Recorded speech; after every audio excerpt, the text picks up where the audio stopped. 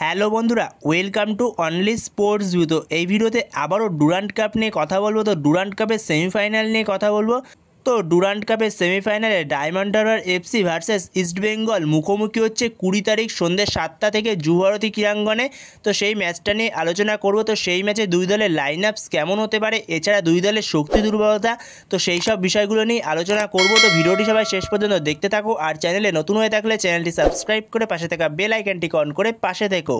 তো সেই ম্যাচে যদি দুই দলের শক্তি দুর্বলতা নিয়ে কথা বলা যায়, তো প্রথমে যদি ডায়মন্ড হারবার এফসির শক্তি দুর্বলতা নিয়ে কথা বলা যায়, তো সেখানে ডায়মন্ড হারবার এফসির টিমটা যথেষ্ট ভালো টিম বানিয়েছে এই মরশুমে তারা, যেখানে diamond Harbour FC I league 2 champion হয়ে তারা সরাসরি আই লিগে প্রবেশ করেছে। তো তার জন্য তারা খুবই ভালো টিম বানিয়েছে, যেখানে তারা অনেক ভালো ভালো বিদেশি প্লেয়ার নিয়ে এসেছে, যেখানে তারা লুকা ম্যাচেনের মতো প্লেয়ার নিয়েছে, এছাড়াও ক্লেটন রয়েছে তাদের টিমে, এছাড়াও পরবর্তী সময়ে ব্রাইটকে নিয়ে আসবে, এছাড়াও ভারতীয়দের মধ্যে হলিচরণ নাজদারি রয়েছে, জবি জাস্টিন রয়েছে। তো যথেষ্ট ভালো স্কোয়াড।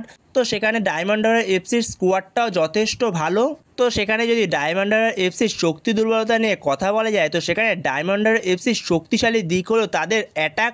তো ডায়মন্ড হারবার এফসি দুরন্ত অ্যাটাক, যেখানে অ্যাটাকের ক্ষেত্রে জবি জাস্টিন, হলিচরণ নাজদারি, এছাড়াও ক্লেটন রয়েছে, লুকা ম্যাচেন রয়েছে।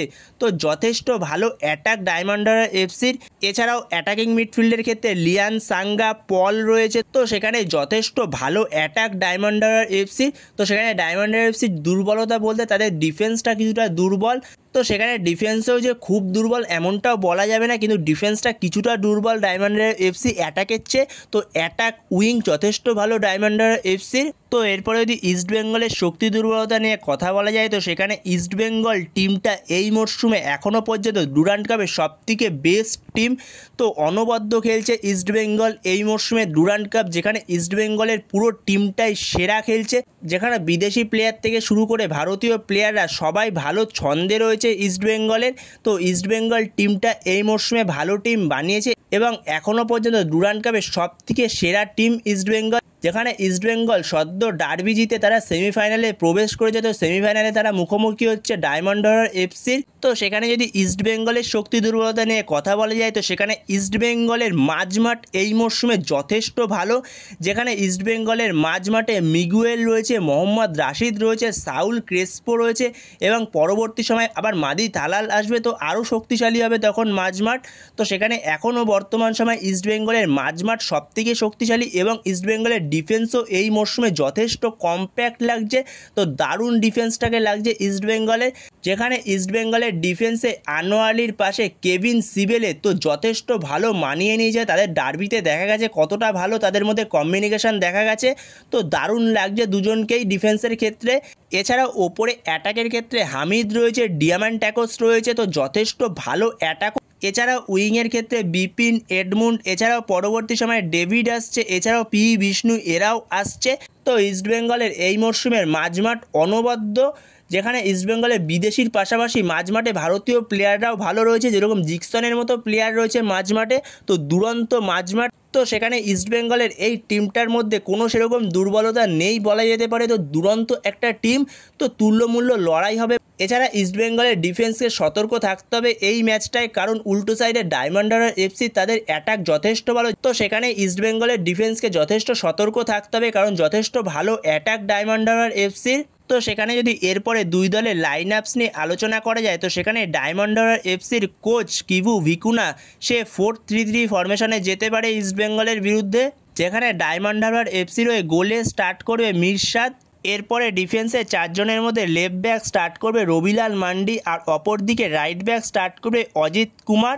আর সেক্ষেত্রে দুজন সেন্টার ব্যাক হবে, একজন মাইকেল কোর্টাঝার, আরেকজন হবে রয়াত কিমা। আর মাঝমাঠে দুজন সেন্টার মিডফিল্ডার হবে, একজন হলো স্যামুয়েল, আরেকজন হলো পল। আর কিছুটা অ্যাডভান্স রোলে অ্যাটাকিং মিডফিল্ড রোলে খেলবে লিয়ান সাঙ্গা। আর দুদিকের উইং থেকে খেলবে, লেফট উইং থেকে হলিচরণ, আর রাইট উইং থেকে খেলবে জবি জাস্টিন। আর ওপরে একজন স্ট্রাইকার হবে লুকা ম্যাচেন। তো এরকমই হতে পারে ডায়মন্ড হারবার এফসির লাইন আপস ইস্টবেঙ্গলের বিরুদ্ধে। তো এরপরে যদি ইস্টবেঙ্গল কোচ অস্কার বুজন সে কীরকম লাইন আপস নিয়ে যেতে পারে ডায়মন্ড হারবার এফসির বিরুদ্ধে, তো ইস্টবেঙ্গলের কোচ অস্কার বুজন সে 4-2-3-1 ফরমেশনে যেতে পারে, যেখানে ইস্টবেঙ্গলের গোলে স্টার্ট করবে প্রপসুকান সিং গিল। আর 4 জন ডিফেন্সের মধ্যে লেফট ব্যাক স্টার্ট করবে লালচুঙ্গুঙ্গা, রাইট ব্যাক স্টার্ট করবে মোহাম্মদ রাকিব, আর 2 জন মেন সেন্টার ব্যাক হবে একজন কেভিন সিবেলে আর একজন আনোয়ার আলী। আর মাঝমাঠে 2 জন স্টার্ট করবে একজন মহেশ আর একজন হলো মিগুয়েল।